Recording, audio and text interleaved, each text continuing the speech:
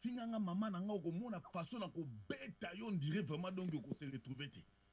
Vous comprenez? Maman papa nza mwana oyebi tant tozo solo la. Toye barake. Babande ko na biso église oyo batie likolo ya mama na biso tozala kinde ya kolala. Tozaki ya kolala. Oyo nazoka bande ko musu bazo ya bazolo baba beti biso bakuba beti biso bambata ba gauche mais livre ngana komi. Ezo la kisayo esika mundela wuta. Et la kisayo esika yo outa. Hein? Papa mutapesi. Ezangate. Ezali papa. Et le temps de zolo bake. Oh ba misu bazolo ba mundela ezalaki danger. Ayaki akutaki bino. Mais na lobi hein. Tangu yo bimi na mutu nanga. Ozui mayele nanga. Mais oyebaki te que un jour nga na za mwana elaka na ko récupérer ka o eza yanga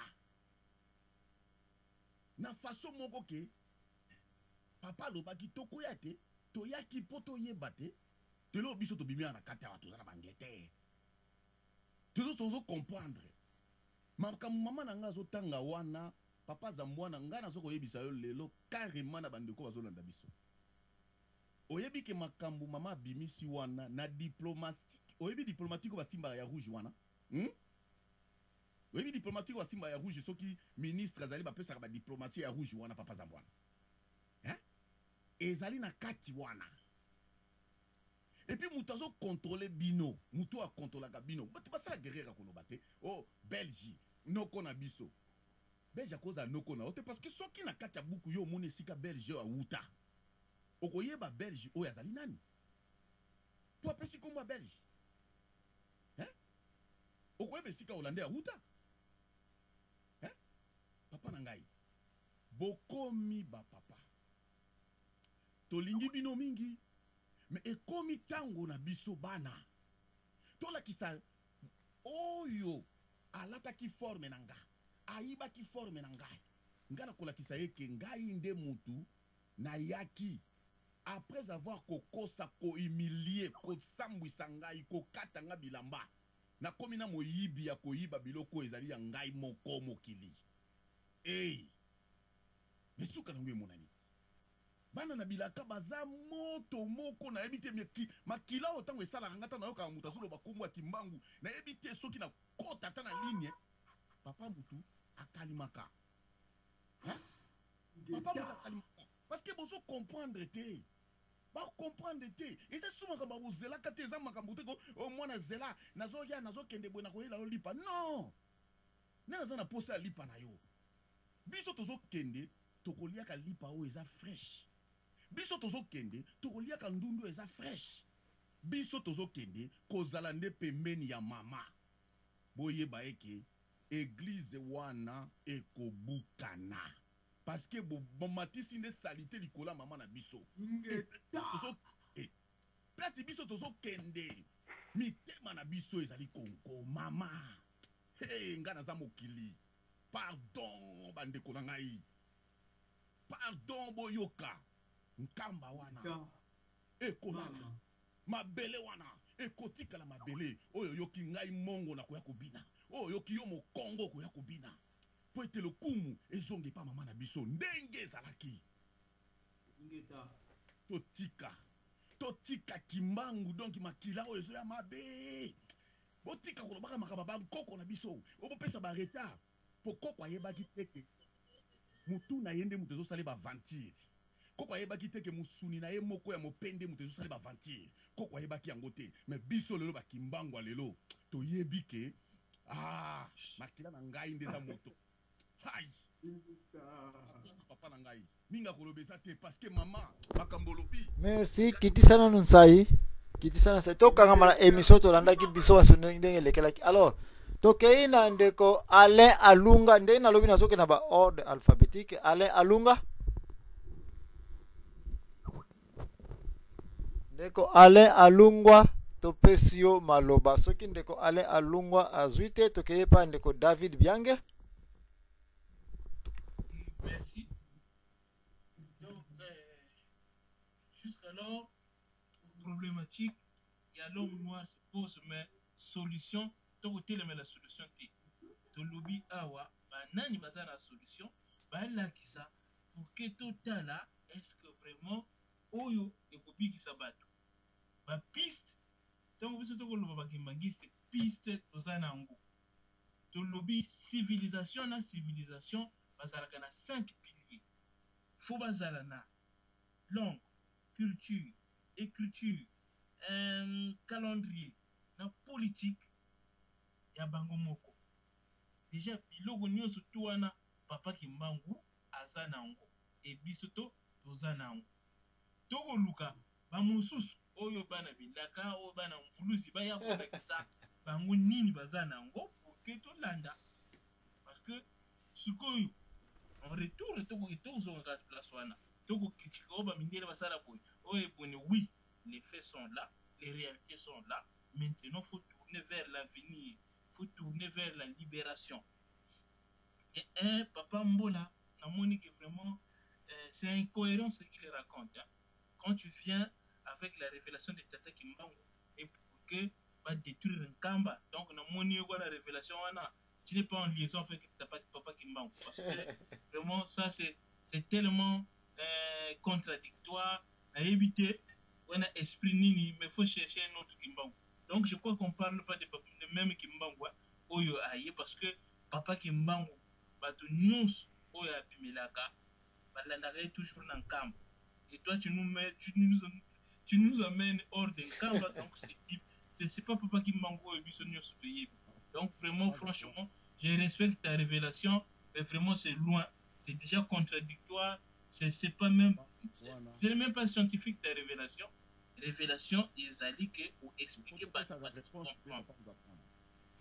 religion oyo yaka si tu viens avec une religion surtout na génération oyo tozali oye na religion oyo kolakisa makambo ya Afrique te oza hors de la religion même bato oyo ba chrétien oyo bateyaka oyo alliance ya Abraham ils ne sont pas dans la véritable alliance de Dieu ceux qui sont en liaison et en bonne relation avec Dieu ceux qui connaissent l'alliance de Dieu baye ba ke kolo yeso alobaki que non l'alliance de Dieu vous sera enlevée sera donnée à une nation qui en produira de fruits maintenant il y a la rupture et la continuité ni oyo bato balingi enseigner puisque kuna etikala le sous-souté tu yebi que c'est les juifs qui étaient les enfants promis et Dieu le peuple élu mais batikala bango te suko il faut ko luka alliance ya tata nzambe oyo asuka mais ce qu'on a dit na bamboka na biso wana batiyaka yango te donc c'est dire que c'est de faux c'est de menteurs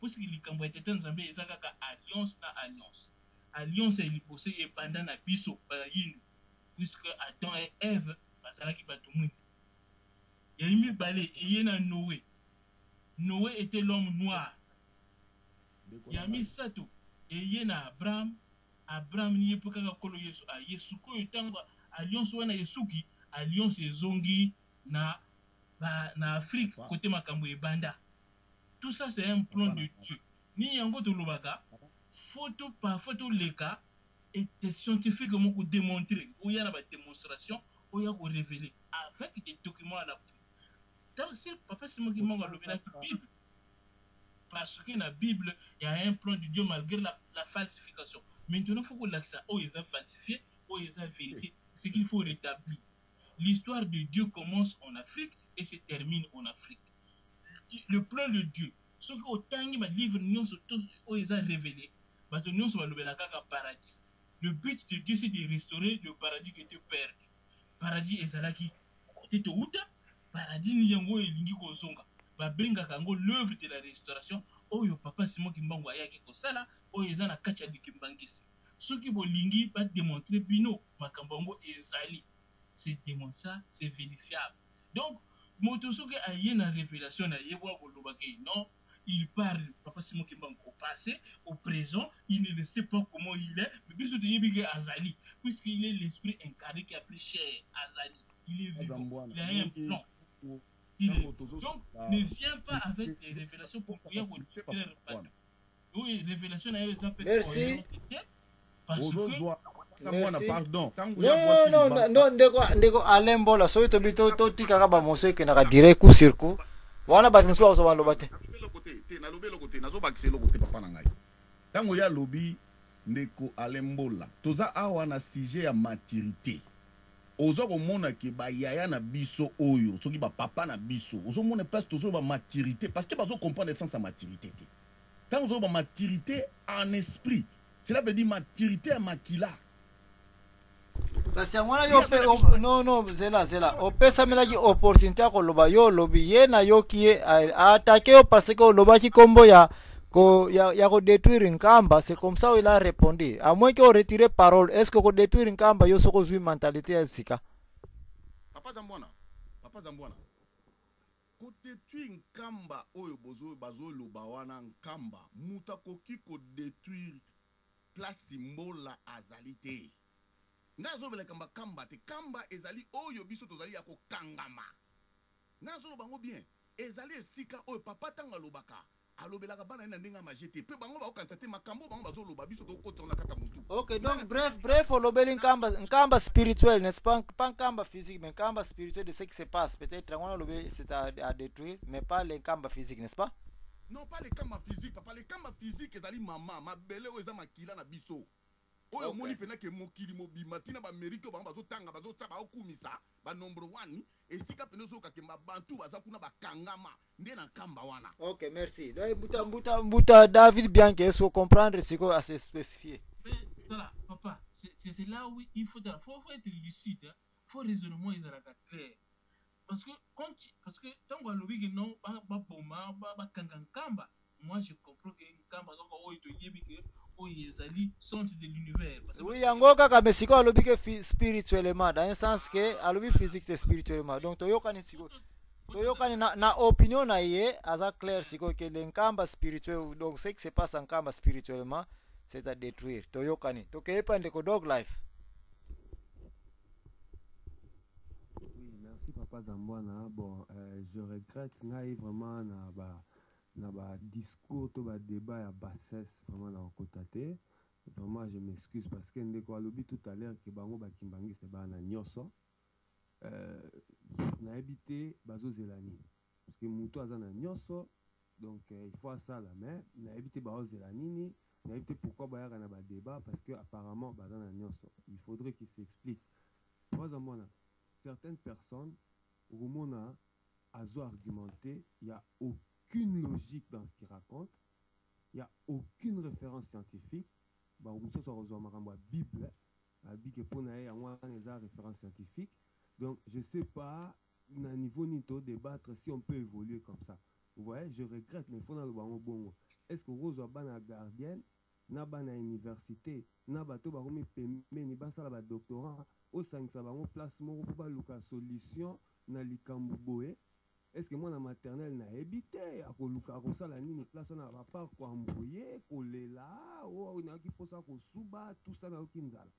Donc, quelque part, moi, j'écoute, et c'est papa Zaman Oyebi, que malgré que tu es banni peut-être personnellement, avec certains, on se connaît, il y a certaines personnes qu'on ne sait même pas, Fantomas, tu vois, mais nous sommes tu es banni ma position. Ndekonanga, moi, na bilaka, tonza ya Congo, na ma position na bango. Tu vois, mais en écoutant certaines personnes, soit bazo changer selon débat, soit bazo changer parce que bango nan nous bazu pena logique moko boete na rata masolo. Donc so ba qui le lobo et c'est si bango va changer, so ba qui boye le lobo va changer. Papa Zamona, vous savez, il faut qu'on tout à clair parce que toujours ba moro boye, je m'excuse quoi. Quand on parle des richesses, il faut tous appeler un clair place. Et puis, on a aussi un débat tic au tac pour qu'on avance. Parce qu'il y a certains discours qu'on écoute depuis plus de 50 ans. Il y a certaines théories qui sont implantées au Congo, en Afrique, depuis plus de des siècles où nous sommes sur 50 ans. On n'avance pas. On n'a plus le temps. Il y a Koureo, Kakayango. Il y a il faut que même tout le monde a des théories expirées qui ont échoué. Résultat, sinon, tu as tous à la bino lelo. Alors, papa Zamwana, il faut tout comprendre une chose. On parle des richesses. Mais les richesses, qui établit, qui décide ce qui est richesse, ce qui ne l'est pas? Qui décide? Et là, on est important. Moutuni na holoba que non, fourmi est moins important que l'éléphant, to libanga bo est moins important que qui définit cela. Alors, on mélange tout, les matières et les richesses. Donc, matière est comme richesse. Mais on ne sait pas de quelle matière on parle. Il faut Moutoumoro à déterminer. Or, to yebi, nabato ba yebi. Hein? Je précise, pour nabato ba yebi que but ya élite. Et ça, la richesse. Parce que l'élite a la connaissance. L'élite détient la connaissance. La connaissance, c'est quoi? Au qui ko transformer l'eau, qui est l'eau, comme ça, l'eau, tu vois? Donc, l'élite n'a pas vraiment besoin de la matière. Pour preuve, on peut sabino, exemple, pour un bateau, pour comprendre, pour un bateau, comprendre, je suis sûr. Vous savez que on est aujourd'hui capable de l'énergie à partir de maïs. Normalement, on n'a pas besoin du pétrole. Mais l'élite a vendu le pétrole. Pourquoi? Parce qu'il faut attika biso bazoba to kanisa que sans pétrole, on ne peut pas avancer. To bomana likolo pétrole. Or, bango ba yebi que solution mo ki les a pétrole té. Parce que yango tozoloba, la science et la spiritualité. Il faut yeba. On comprend, ne te limite pas na oyozomona, mais oyozomona so. Merci, Tewé Latan. Ah, papa Zamona, tala. Koba na yokoba, mais. Zomona, mais le besoin important, Zokata, merci, mais na habité. Koba, na katiote, na. Voilà, donc, papa Zamona, essaie un peu de recomprendre que tout ça, na cacophonie, on ne peut pas avancer. Les solutions, ça sera toujours la solution, parce que c'est des chemins difficiles. De comment on a bilaka lobaki, ou bien za Congo, il faut zonga na Congo. Solution ya ngwana. De ceux qui ici, on comprennent. Et puis moi, je le dis depuis. Et puis, de ceux qui comprennent, il faut que na Congo. Ceux qui ne comprennent pas, quand on a yo, continuer à luka koyeba. Alors, ceux qui lingi koyeba, luka batu oyo ba ebi. Nazo lobela yango expérience. Est-ce qu'on peut déterminer une expérience? Ils ont acheté, ils ont sexté, ils ont comboté, tonneté.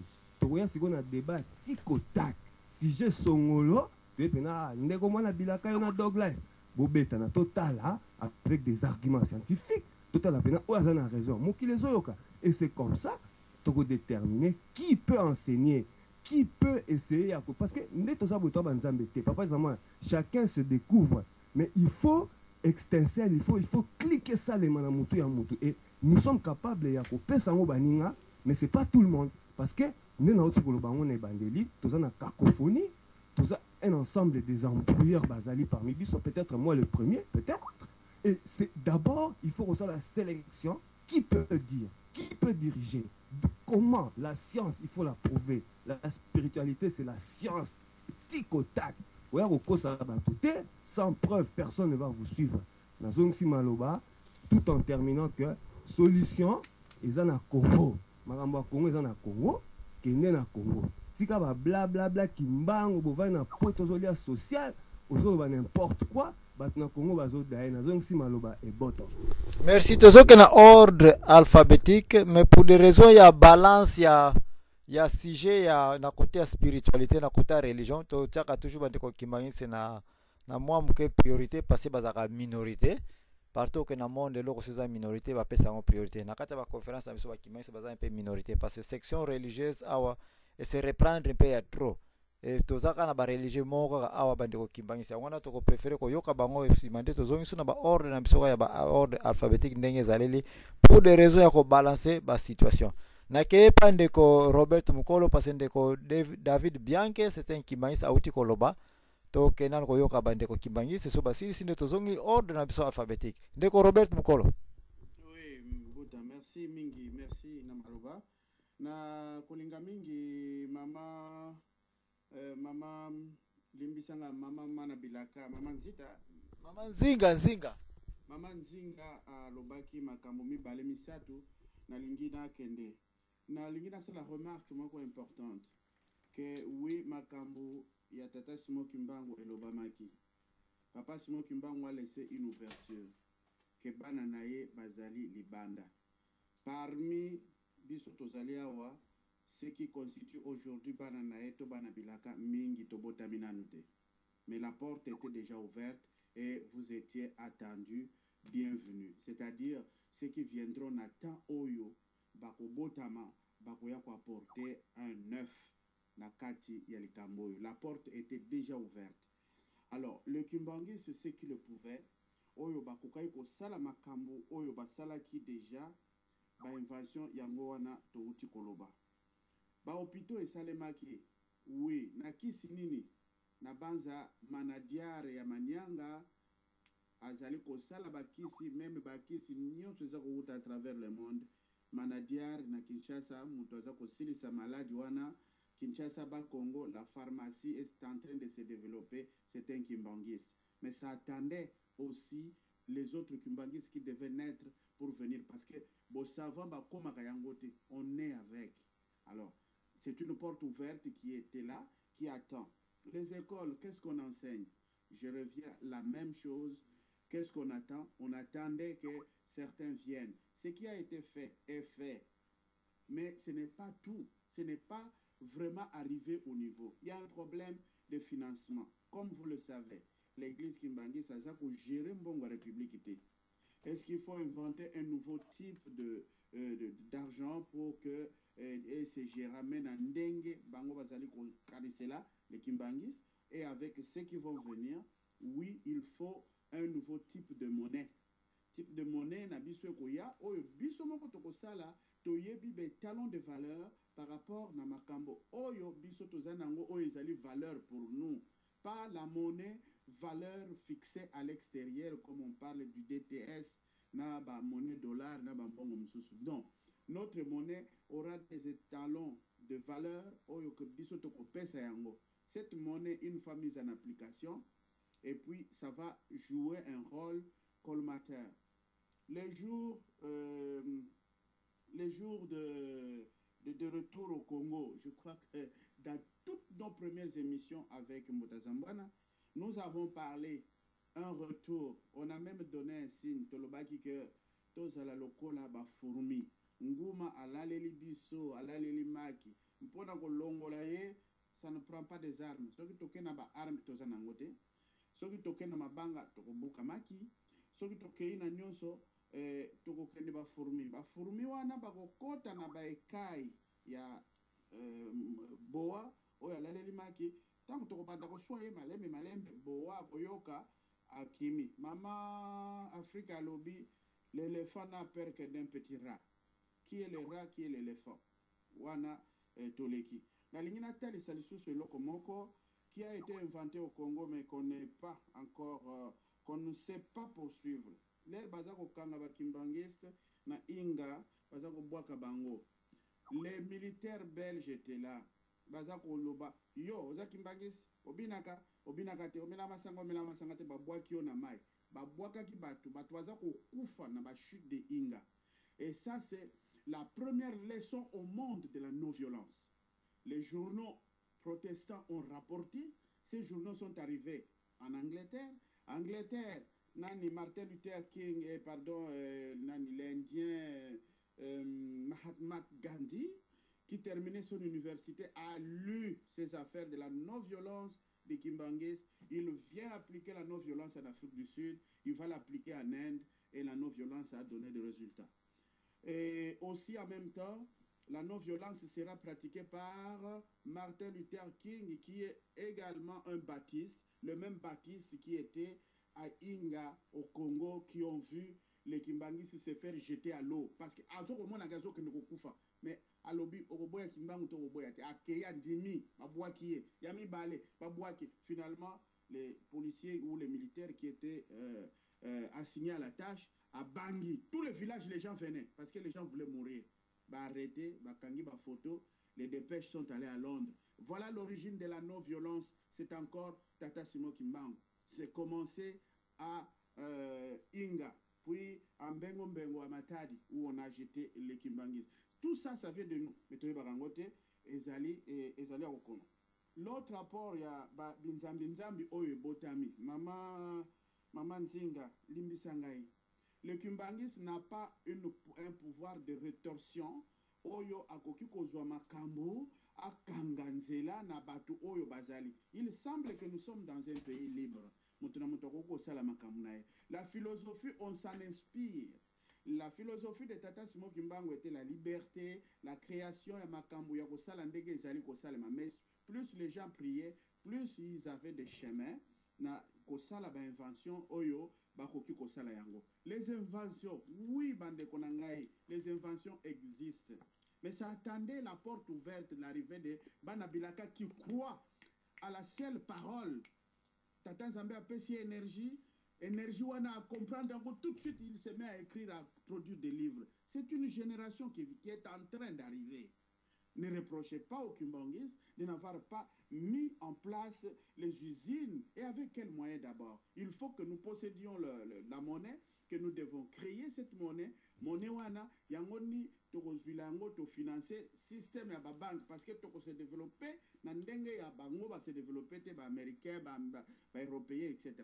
Donc, on va régenter une nouvelle économie et pas une abissomoko. Donc, vous avez une mission. Si tu te sens investi et que tu es capable de transformer quelque chose, la porte était ouverte. Donc, tu vas dans la maison de ton père pour commencer à faire des inventions. Je ne vous flatte pas, je ne vous demande pas de m'applaudir, mais je vous dis l'histoire telle qu'elle est et telle qu'elle a été faite. Donc, Binzambi, pouvoir Yabakimbangis ezali limité, on ne peut pas arrêter ces gens-là. La plupart, ce sont des gens qui ont écouté Tata Simon Kimbangu et par exemple, Mbutampadi, et puis Bambutamususu wana Oyo, Basali Babilo Kona Bango wana nyonso ba église Oyo ezali koken. Sikawa, l'origine des races, Naloba. D'abord, il faut totala koya mindele baza koloba ke mission. Une mission ne veut pas dire l'église. Une mission ne veut pas dire la religion. Les gens qu'on appelle aujourd'hui en Europe des anthropologues, batuwana ne ba espion ya kosakanate. Les anthropologues, tous les professeurs d'université, oya biso ba formata na niveau Europe kuna parce que tous les docteurs qui enseignent na niveau ya ba université na biso ont été tous formatés, si pas aux États-Unis, en Europe au complet. Na ba Sorbonne, na Binoana, partout, na ULB, partout ici, à Washington, à Paris et à Montréal, Sherbrooke et consorts. Batonio Soana, d'abord, au Siliciki doctorat, Bakangio Singa qui fera maçon à l'okolo. Tu as. Non, cravate, balatio, cravate. Limbi papa. Nazo répondre à ma question. Na edoka balatio, cravate, singa na lokolote, cravate. Oui, merci. Soki botali bato nyonso ba yepoli na ba poto na ba doctorat nyonso ya minene na kati ya ba famille na bango ils ont un enfant handicapé. Botala bien, bononga bango autour de vous. Vous allez voir ça. Botala likamwa. Soko moni mwana handicapé à 90% batouana, ce sont des gens qui sont là pour nous trahir. Bakozwa marié le yabiso baza koteka kuna parce qu'ils sont obligés de rendre compte na cravate na bango bakanga bango na singa na lokolo na biloko na bango wana. Bon, ndenge to uti koloba tolobi ke mission e utaki wapi mission ezalaki baya kononga biso baya ko observer biso baye ko conclure que mutu mwindo solo assemble kanzambe. Il cherche tout le temps à être en connexion avec cette nae pona ko luka énergie. À partir de wana baye ko sala ba église. Nous faisons une grave confusion bande konangai.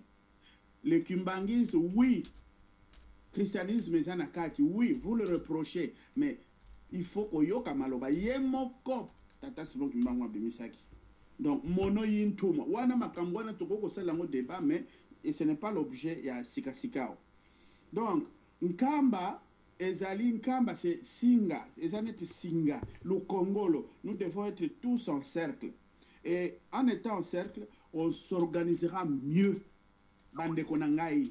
Ne nous jetez pas le pierre. On vous a attendu depuis longtemps. Même ce que nous disons ce soir, que il prendra un long temps pour que les Noirs acquérissent la maturité. Il fallait botama, bokotabitelo, boyana poto, comprendre, bobandako interdire. La première chose que vous venez de faire, c'est quoi?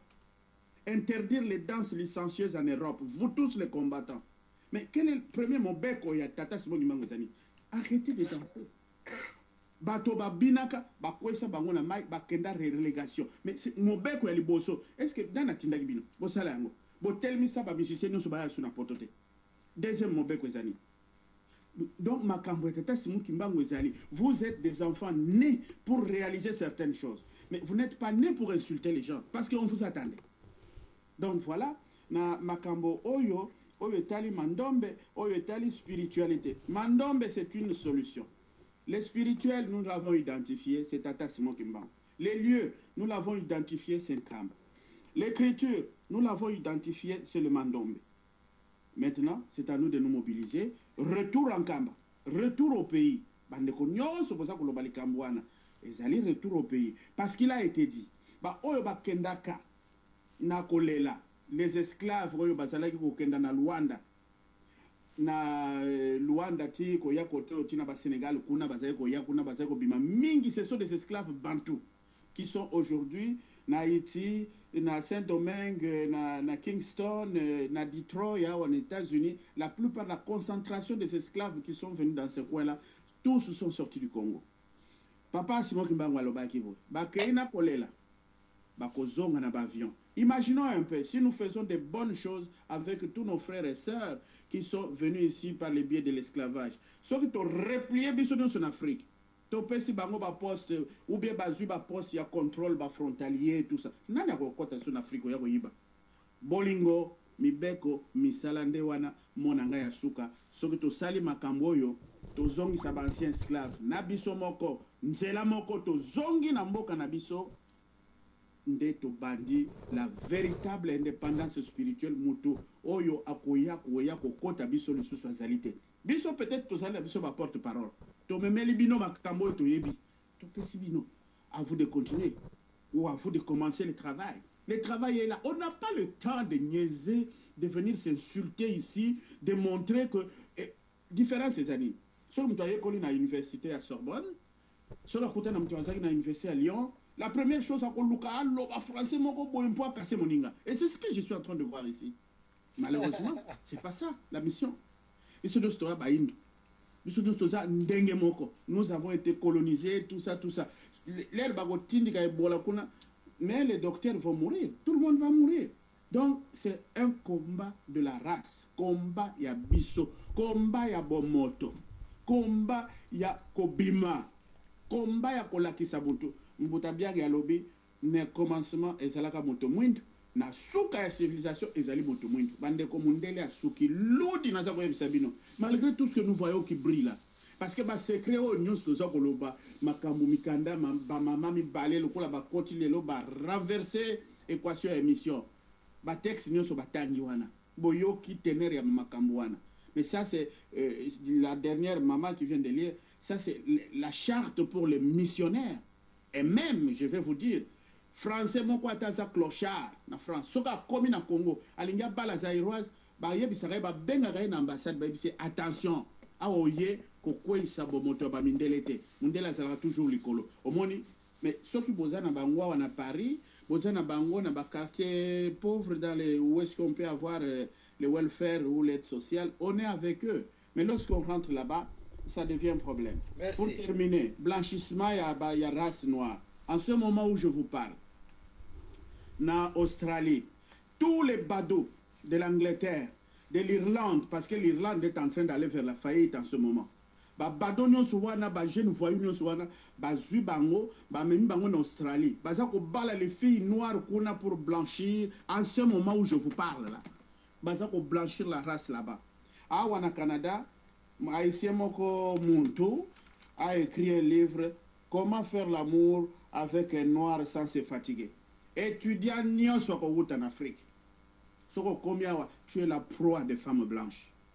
Pour balingi opesa bango mwana. C'est ça. C'est dans le cadre il y a ko blanchir dans le sens de Obama des autres. Il y a beaucoup d'amis ici qui na Canada en Amérique qui ont au moins une femme blanche pour le processus one. Donc, tozali nanzela biso banso bandeko. Le kimbangisme, ce n'est pas une vase fermée. Ce qui est allé likambo ezali na planification nzambe makambo l'Obama, makambo ezali komonana, makambo ezali koya difficile de décoder ça ce qui ozali na likambo yango na kati na yote. Donc, c'est ce que je voudrais dire.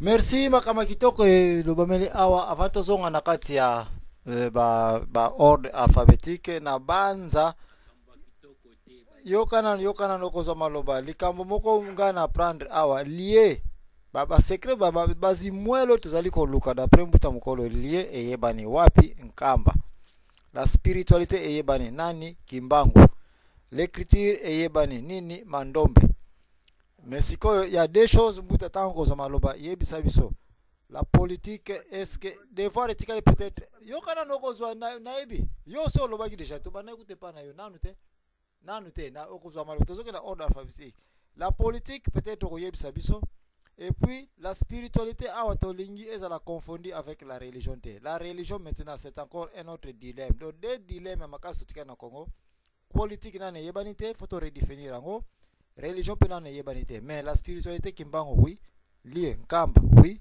écriture mandombe oui donc tozana des devant mbuta mukolo ya ko continuer kosala ba recherche so ozana ngo ça va so ozana ngo te la photo yeba ete photo yokana na les deux la politique na la religion ordre alphabétique za kufunda ke siko photo ke ne pas ya Mama Africa. Merci tata. Nako Papa mawabi yo pose ngaki na kopesa. Na kopesa papa mawabi zela. Mama Africa continue. Merci. Solution ndenge tata Robert Auchikoluba on peut biso machoto bien en tout cas pour la plupart ezete action comme telle o esengeli na biso banso beindo et en particulier bana ya Congo ekozala esala melela na kati na Congo mais avant tout ezalo kwa basoda oyo général abengi bango alobi mbo lokamata benduki tozokena na front soko plan d'attaque ezete soko stratégie ezete na limite te bato bakobunda bitumba bien donc tata Robert auti ko préciser que awate construction ya eloko oyo ebandi na lieu na spiritualité yango moko et en plus abakisi na écriture maintenant ekoluka moto na moto atelema akena je ne pense pas pour tout le monde ne sera pas utile eloko pe tozobosa nango mingi tango tozolinga te totelebisa babato tu tolamusa babato tu mais est-ce que totu intégré que na metu na biso que tout le monde akolamuka te car chacun est libre et la majorité na babato oyo bakoboya kolamuka veut dire ko prendre confiance pe komi intégré que na kati na action bakozala moke bato bakokena wana bakozala moke la plupart bakoboya donc nous n'aurons pas tout le monde oyo akonima ete ami libéré ki na machine oyo ezani na kati na mutu mpote akena kokoto asunga atia maboko pa asunga mais atia maboko mpote eloko isalama maintenant pona boye banimi wana n'est-ce pas qu'il faut déjà à partir d'ici tout en ciblant ce dont nous aurons besoin commencer aussi ya koyebaka nani andimi azokena na kokoba banani oyo po batamayera baleki mingi bongo bango wana batamayera wana ya mingi beli wana si baleka liboso bakena kotangisa baba oyo bandimi wana kofongwama mpote ebanda déjà malembe en expliquant bien clairement kojongo wana talizokena kosala mabuibui selon moi nde eloko nazodilao nazongifele maloba za mbwana. Merci Tolandi on a boké benyoso ordre alphabétique après Mama Africa ezali kofunda maître Mastor après token papa Mawabi tozoke na ba MMM maître Mastor atondo peza mbwana omoni ete na charte wana oyo etali makambo ya ba missionnaire ozomona ete mentionné très bien balakisi biso mpe catch oyo toza nango lelo donc justice oyo eza na Congo bato bakanisaka kena oyo bazalaka na justice eza justice na bango te bato wana bazotanga badroit nao ngai naza avocat ngai naza nani avocat wana ti ozotanga yango bakoyo nango eza bamindele to ntango bapesi yo diplôme oza koexerce yango donc sous titel na bango soki osali mbeba babotoli yo mpe diplôme na bango donc otikali tenten maboko pwelele ndenge eza wana bango nde bafixe barègle bayobi kena mutu nde boye nde mutu asali lisumu to mutu nde boye nde mutu asali mbeba ye nde akokangama. E soki bakangi yo ndenge wana déjà si basalaki babisika na bango baprison bazwi yo mbala moko destination makala donc eza baorganisation na bango armée ndenge eza wana ezala bagénéraux bainspecteur bango tu bazwaka formation mpe ya mindele donc ndenge eza wana kanambe po atya général babelge nde bakoyebisa yeke no bakomisaka nyama général bokomisa mutu kingandi général epuis ndenge eza wana minduki bango mutu baza kopesa bino yango bino ba M16 bapesi bino mag bango basana oyo eleki ya bino donc soki bomeki kutu makambo minduki kutu botika kutu puisque tactique oyo boza nango wana bango nde bapesi bino yango ozomona ke yango biso tolobaki ete rupture totale na makambo wana nyonso tu. Donc na enseignement baloi wana badroit eza na kati ya enseignement oyo ezali wana bakimangiste mpe batangisaka kaka la même loi oyo bakolo bacharte basali meme soki okei na makambo ya médecine yango ndenge moko basali baebola oui mpo bayebi ete oyo bango baza kotangisa biso na classe toza mesure te ya kosala ba-antivirus mpona kokombattre ebola yango somona fo tokata makambo wana nyonso tu tobimisa mayele na biso oyo ekopermettre biso protéger tobatela oyo ya biso contre bato ya libanda mais bandeko na biso bango nyonso to ezalaka kaka bango boye toza na yango boye toza na yango non mpona ngai Wabeladio azalaki kimbangiste te azwaki makambo wana mpe atake kimbangiste te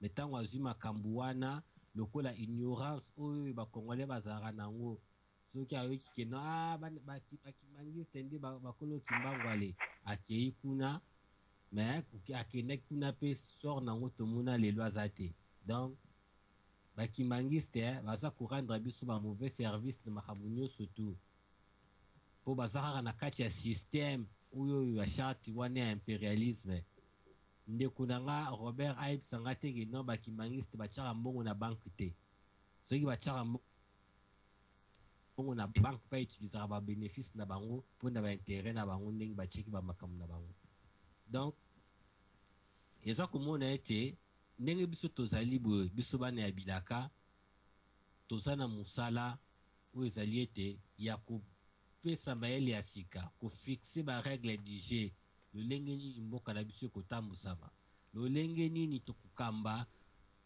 oyo ezali kinta na biso tokosalela yango koma puisque bato ya mayele baza bainventaire baza mais tokoinvente te puisque baminere ezali géré par bato oyo basimbiki bokonzi bato oyo basimbiki bokonzi bazali bangamba bana misala ya mindele bazali wana mpona koobéir na bakolo na bango donc ezali likambo sikoyo ke biso na bango biso donc oyo baimpose biso basystème fo tosilana nanu na bato basimbiki bokonzi na mokili na biso ya Congo mpe ya Afrika puisque bango nde baza korepresente barrière mpona biso to exprime oyo ezali bobiso e ndeko alobi ete bango bakimangiste bazali na effectivité ya pouvoir te bon sikoyo pourkoi olobaki ete bokonzi eutaka na nkamba donc ozomona ge nga nakangi yo kaka bisika wana na kroka jambe donc obima kutu te na prise na nga wana na ngonga oyo tokomi bana ya bilaka tobanga na biso mutu moko te puisque biso da toyebi vérité makambo oyo nyonso to todécouvrir oyoyo yango wana kaka nde tokotia yango likolo ya mesa tokozongisela ya bango paku na bango ndenge bayaki na ndungu donc ndenge eza boye izi makambo na bango to rassemble batechnologie na bango toyekola yango malamu toyeba bapoint faible na yango puisque ndenge eza boye makambo nyonso tu mindele basalaka ezali informatisé soki kaka tomaîtriser domaine informatique ba tobomi bango virus informatique ezali makambo donc toye kulandi makambo wana tant to mélanger na kiboko kona biso donc la bazate mais bandiko kimbangiste bosi ka konde ko flatter biso na ba discours na bino wana obozolinga boka accommoder yango avec la situation actuelle toyebi ke kuna na nkambe loko ezate. Si vous parlez de la science namoni mutu moko tabimi awa a inventé déjà eloko sur base ya mandombe azana luté dans mandombe ezana na phase expérimentale. Il faut tout le la vérité.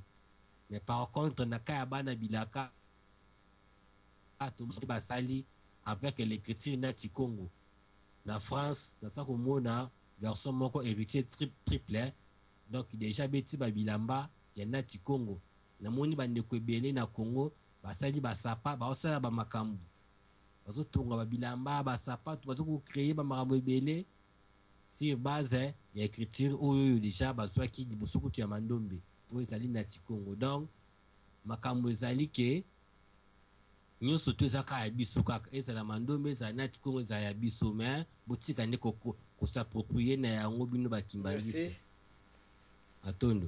Merci boy topesa na mose papa Mawabi mtaza awa et puis tokene pa moisho papa Mawabi amati mingi eloko moko na kosala tata nzambi salisa biso towangani toza na nzela te pesa biso nguya pesa biso makasi toza koyokana te tikamikami ya mbwa ejerila kumosi toyokana yoka ndenge biso toza kobenga yo kotala biso pamba te makasi nyonso ezali na yo moko. Bon, c'est-à-dire merci mingi, je vous souhaite un joyeux Noël, plutôt Happy New Year. Na yo chilo kula boza koloba bolobi mingi bobandaki mingi mais lokola balobaka banzinzi mingi bamemaka tufi te. C'est la minorité qui dirige. Toyoka tolanda makambo ndenge tokolanda ngo bamoya système spirituel tokamatango on est en train de prendre ça à la légère. Toi comme on a le kamba pamba mais tosangisa te toza kotambola makulu nyonso mibale eza na nzela okotambola na nzela lukulu moko na zamba lukulu moko na nzela. Ça ce n'est pas la chrétienté ou bien musala nzambi ezali te. Alors muntu asalaka bamfumu mibale te kaka moko. Et aussi on dit mbwa aza na makolo mine atambolaka nzela mibale te kaka nzela moko. Makambo ya vie spirituelle oyo boza koloba ce n'est pas pour dire que évidemment bavocat bozali bahistorien bozali mais likambo mpenza oyo ya kimbangu bino boza kolanda na monyango te mpe nalobi te ti kimbangu azali nzambi te azali na envoyé du Seigneur. Ok, mais ndenge ya asalaki mosala abandaki yango wana baza kosala te. Bon, alors misendo ndompe nani oyo alobi kuna na kamba eloko moko ezali te. Non, toza na miso toza komona te, toza na matoi toza koyoka te. Na kamba makambo ezali ekuki komona na te na baniezeri oyo baza kosala. Pour commencer kowisa na koyoka na bango ezali te. Mais na ndako ya muntu munene soi-disant aza koprotéger famille makambo ya koyoka ezali te. Comment est-ce que vous faire comprendre na makambo ato baza na nsima na libanda na ndako na bino bandima ti kuna makambo ya solo eza komonana ne makambo yango wana. Mais la vie spirituelle il faut bokanisa pour dire tout simplement que vie spirituelle. Alors vous ne comprenez pas ce que c'est vie spirituelle. Ezali mpona makambo ya stenographie te ezali mafo makambo ya bavoka te me makambo ya nzambi ya une grande différence na makambo ya vie ya nani ya humaine. Merci papa Moabi, merci.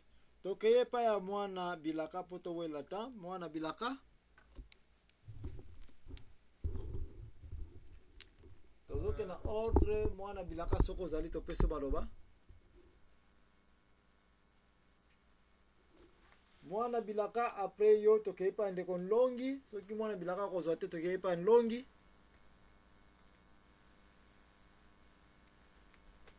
soki te tokite pa nzayo Malali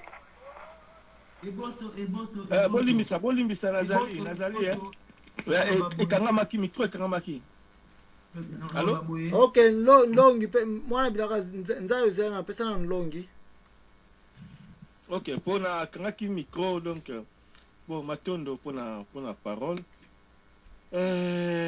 bon makambo mingi elobami mingi tozali kodécouvrir mpona bato bazodécouvrir sika me nyonso wana fe ezongaka mpo tokóma atan mpo likambo ezalaka na ntango nango soki ntango nango te ata ozwi yango me eza na impact te alors sikoyo lokola namoni lokola batango ezokoka makambo nyonso ezala 50 ans combien d'années tout ça lelo totala yango na vision mosusu mais nakanisi makambo yango mpe nde tozolobela na santé sur le kimbangisme tolobelaka yango souvent alors nakolinga mpe bakimbangiste lokola bango nyonso te bayokaka bango nyonso bakotaka baintervenaka mais souvent oyo baintervenaka papa ndeko mokolo et puis ndeko verona oyo mosusu bazali nakanisi fo bazwaka kamwa temps ya kosepozaka baquestion pourquoi bato oyo bataka biso boye ole kaka ya kolakisa biso bafase ya ndenge bango bayebi baplan tout ça il faut basepozaka baquestion mpenza pourquoi ces gens-ci s'acharnent à nous comme ça nakanisi tokóma na place moko boye ya entente pour point central na biso ezali kimbangu alors nakoyebisa mpe bakimbangiste bakonfondaka te entre le iste na le isme donc kimbangiste na kimbangisme donc bakoloba nano kimbangisme te bango baza bakimbangiste donc lokola en tant que église baza nano religion te parce que soki tokomi na kimbangisme toloba kimbangisme donc ekomi religion oyo biso banoir toza nango besoin nakati tolobelaki yango la fois passée pour église religion bien que tant mosusu tomonaki religion eza mabe ainsi de suite mais yango religion nde moto ememaka courant ya pensée oyo eza komema makambo ebele spiritualité ezokomema makambo ebele derrière omo lokola confucianisme disons bouddhisme islam bareligion nyonso wana base sur le bokoko na bango donc biso oyo tozokolobela lelo oyo tolingi ezala établi ezali ekimbangisme en tant que courant ya philosophie ezoréunir biso nyonso tout banoir pas l'église kimbangiste parce que papa mokolo oui bazolobela na kamwa bloc bazali en tant que l'église kimbangiste na makambo ayebi oui donc basali kamwa quelque chose na baza kodébrouiller de gauche à droite bazwi jésus batie kolo batangi bible balobaki nini batie bon siko peta bamoni ke lokola ezokosimba so malamu te babandi kobima babandi kochanger tout ça baza kose métamorphosé tika donc bakomi lokola nyamo kamwa nyamo caméléon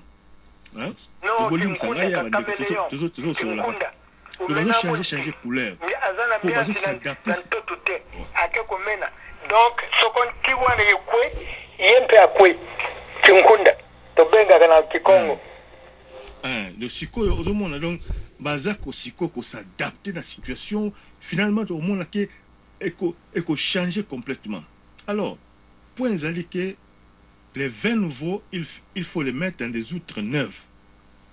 Donc toko kosangisa te lelo oyo ndengi tozoloba makabaki mbangu ndenge ezokozwa ampleur po likamoni kosalama eko kosalama te na ndenge oyo bakimbangisi bayebili epi na ndenge makambo ezokende na kati kuna po salite ezali trop na kati ok eko kosangana te. Alors po tosangana na kombo kimbangu pa na ndenge ya philosophie église kimbangiste il faut basalite na bima yango na bana bilaka peu importe vouloir bana mvuzi ou bana bilembo o bakomo lamuka na makambo susu na ndenge oyo na vision o bakimbangisi baza nango te bazo ko attaquer pour quand même so baza sincère makambo mingi e bani ko lamusa pe bango moko o bayebaki te bani ko lamusa pe bango moko bani yango bazo zo ba position moko boye baza toujours na ligne de front. Donc yangwana donc ezali sikoyo likambo za la sécurité ko reconnaître place mabe ezali ko etumba ezali sikoyo Congo eza na rôle ba africain mingi o bazola makaba ebiki Congo eza na rôle ba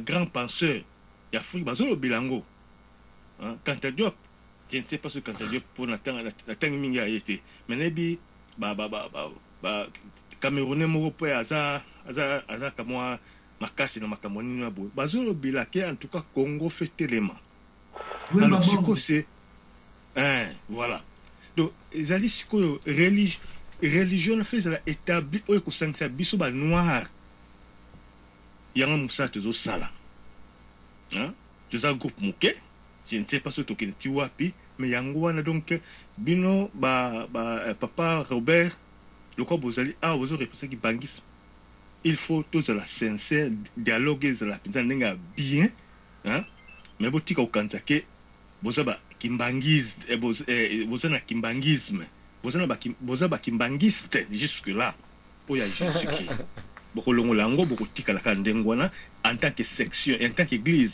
en tant qu'église mais tout former religion autant besoin philosophie yangwana nga philosophie courant ya pensée oyo kosensibiliser ba noir tu vois donc yango tout ça besoin sikoyo et koyana makambo be tango ne koya bokomona sikonde ba inventaire bakuma pas nécessairement na Congo exactement mingi bazela bako pas mingi bazela bako éparpillé mais bazoko zanga et lokoyo oya fierté ya homme noir religion oyo pinake et libérer biso charisme tant koya penza mona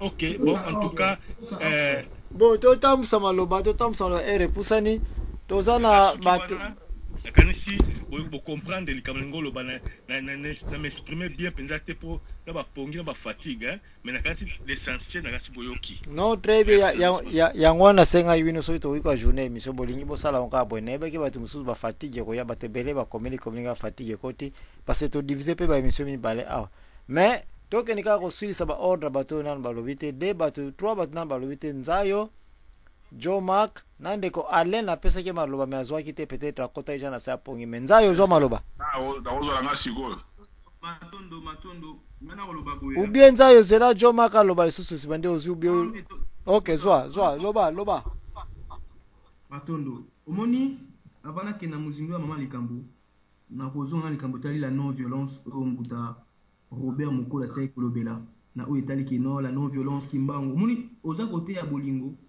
mais oza kosala bolingo te ndenge wemba yemba yawe baweli si côté eloba na yo kasi bakoki kosala yango te.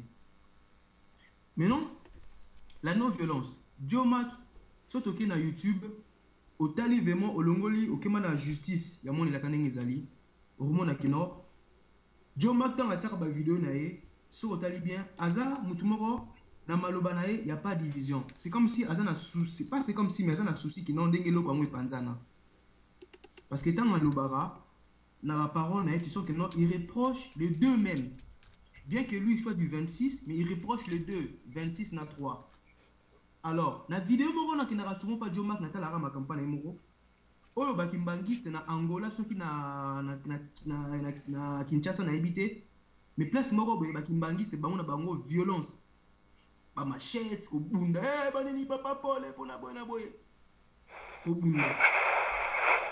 Bunda na ndimo otalima somo. Ozuyo moko somo. Bon, sikoyo soki biso ndenge papa mbuta mukala lobi ke tokozonga to na kamba. OK, na boité. Mais sikoyo ko kamba toujours na kino ya kimbangiste ya 3, ya kimbangiste ya 26. Sikoyo soki biso tokoya na 26 to na 3. Na ebité sikoyo ba exception place wana. Mais soki tokoya na kamba. To mona loko ke na kamba esengeli ozwa kimbambi soki eloko moko kimbombi so na bosa eloko soki ezelo kola fozo eloko moko ba pesa po ke na kamba kimbangi OK sikoneba yango monde entier OK parce que kimbangu aki pour ba congolais te ndenge soleil pour le lobby parce que bandombe tout ba jama ba aux États-Unis pas Joma Kazali ba tout ba kolinga bazonga il faut pas kimbambi aussi longtemps ba pimela ka batu ya 26 na ebite soki bata 26 ba kendaka kuna na kimbambi ba kendaka te donc biso tout faut ba kimbambi ko kendaka bokola. Donc visa, bon, Congolais déjà, to bakumba pesa biso, to Sénégalais, to Malien, bakumba bamba biso, soko ça na mukanda ya américain te, ya français te, ya allemand te, aux on a besoin ya visa. Beta côté ni sevimbi. Donc ça veut dire aux on a besoin te ya visa pour ozonga et pas na yo. Deko choma cha micro off pardon. Pour aux on a yo mona mboka. Donc, aux gens sénégalais, on est au Sénégal, il n'y a pas besoin de visa, mais ceux qui sont sénégalais et qui ont la nationalité française et qui ont visa, on reçoit visa. Ce que ceux qui sont na Kimbangu, Kimbombi, ni to kendo so ko zwa, pour zonga na kamba. Alors, na makambo etali écriture on ndenge mbuta ko bien moko za koloba.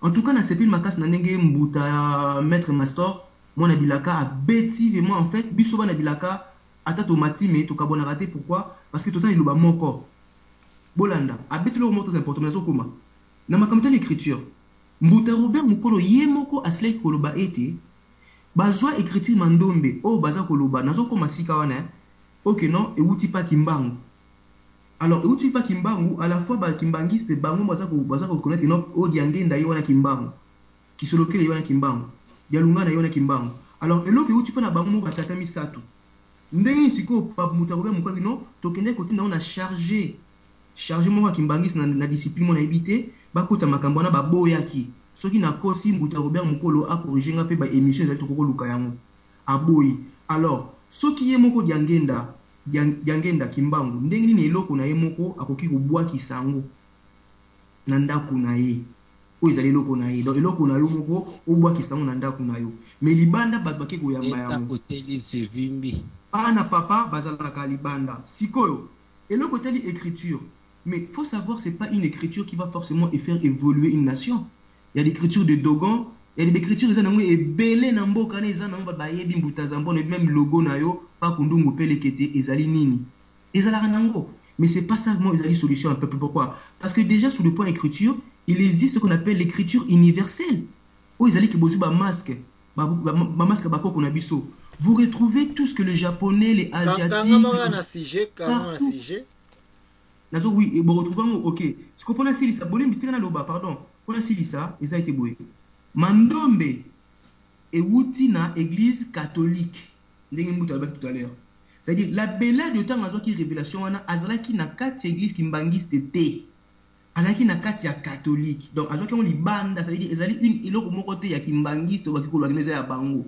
Eza mutu moko azongo libanda et bon pourquoi pas kimbangu ngo diangenda baza ko benga ba soit disons diangenda kimbangu a révélé mutu moko na kati ndaku na ye ozomona ngo ça veut dire mandombe uta libanda pa mutu moko boye a une église catholique après akimbangu azaka kuna na kena ngai akay kuna ça veut dire eza bango te alors pour na sili c'est ça boye soki mandombe e uta et pas ya kimbangu et uta une église catholique et pas la beladio a une église kimbangiste bandimi yango. Mais nati Congo pe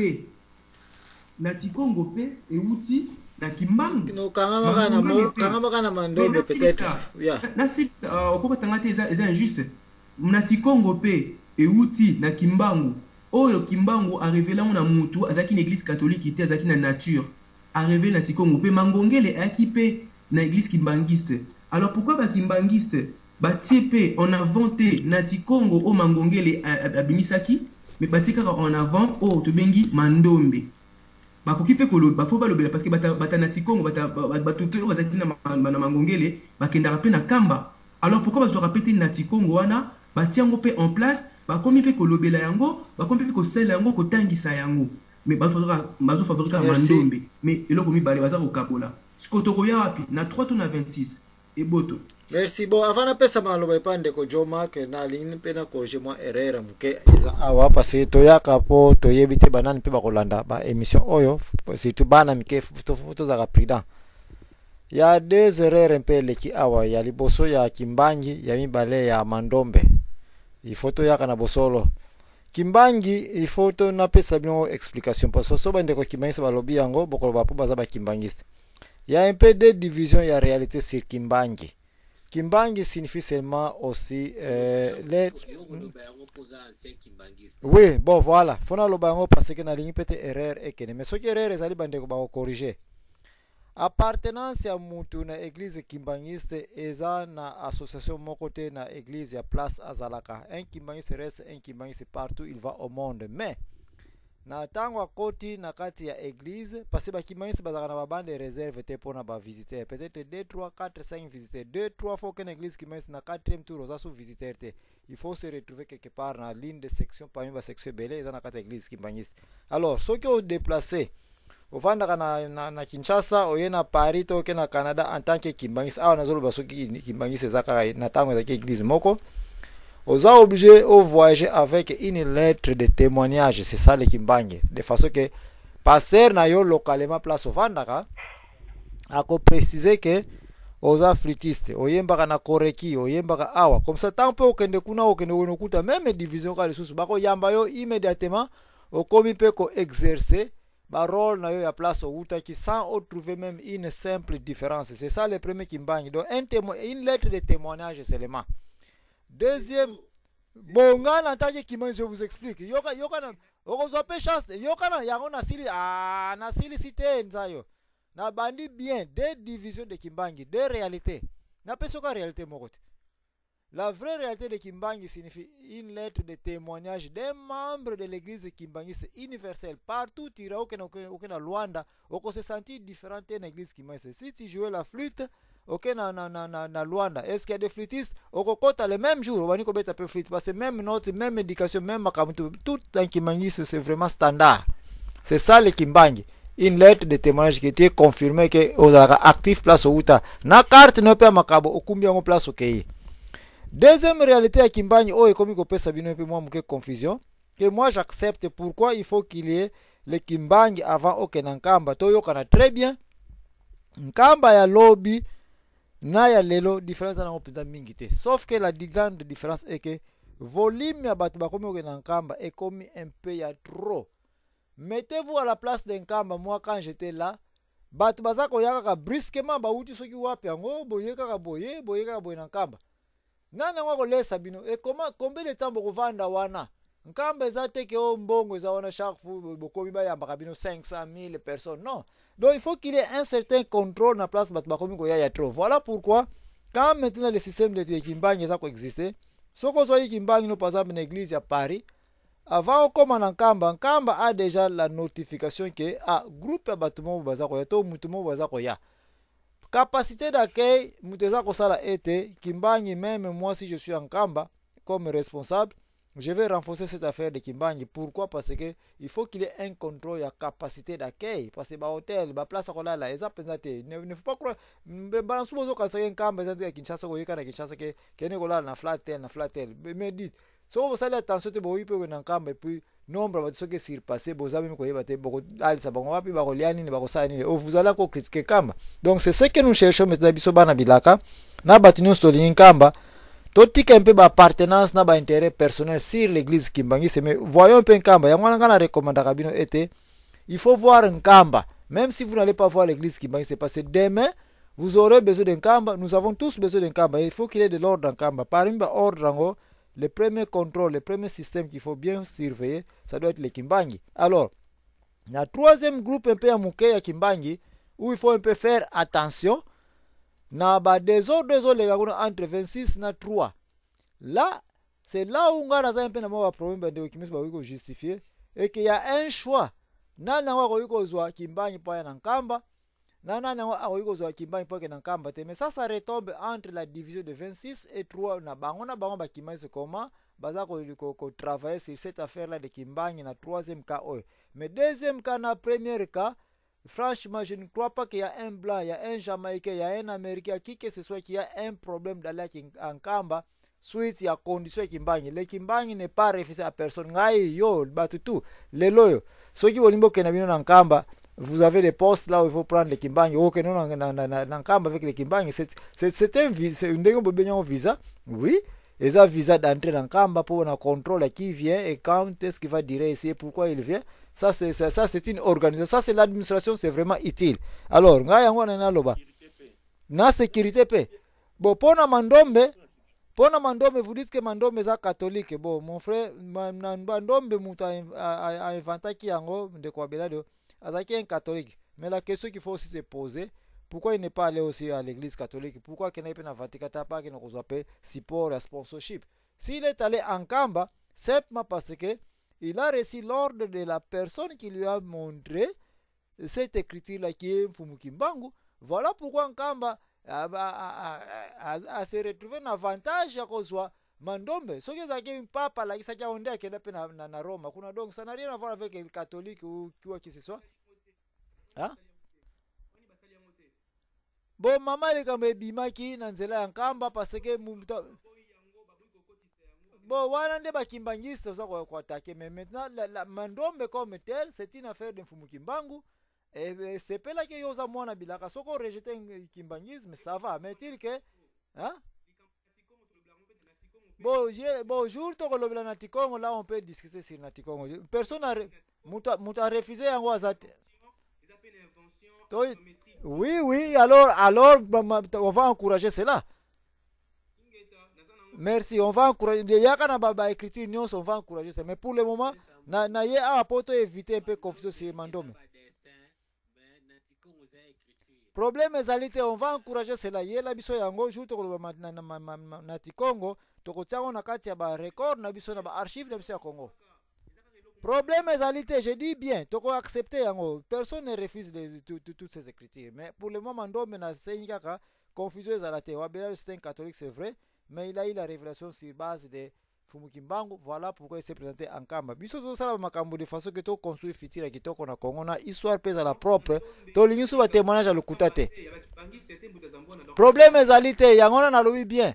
Loko les akim Mfumukimbangu mutatinda kiye Mfumukimbangu a se retrouve à tineke na Kamba. Donc voilà l'avantage que c'est pour les Kimbangistes et puis ce sont eux aussi qui ont sponsorisé cela. Pourquoi? Parce que mutu muso azali na biso na kati, ce n'est pas une histoire.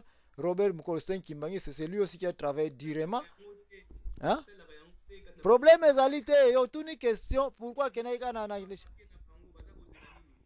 nzayo obiki ngalo to travailler na biso. Question ezali awa, ce qui monde, tout le peuple Congo bazana problème si Mandome na appartenance nango chez les Kimbangistes. Alors Mukolo est là pour vous dire que après Wabele devenir le Mukolo et qui est un Kimbangiste, et ce sont eux qui ont mis leur papier big, même si pas dépassé à $1. Mais comme le monde n'en a pas fait, alors un Kimbangiste de Mukolo qui dit que ça nous appartient, ça leur appartient, c'est leur crédit. Et ça, on ne peut rien faire. Si on doit respecter cela et l'origine. Mais ceux qui doivent respecter, peut-être ça nous sera aussi arraché parce que les élèves nous font un maître. Quand vous ne voulez pas respecter les maîtres, alors respectez pe maître bimsaki na Tikongo wana to discipline ngana za ko tia awa na baleki na bana bazolanda ngai na yonzayo partout que na monde atelier nyonso oyo oyekoleli musala maître wana même si okoleka ele lendemain zonga ka kopesa ka ye mwa muke respect. C'est comme ça qu'on fout là yo. Si tu veux Mandombe, respecter les gens qui ont travaillé avec les Mandombe, respecter aussi les Kimbangi. Ça te sera retiré. Merci.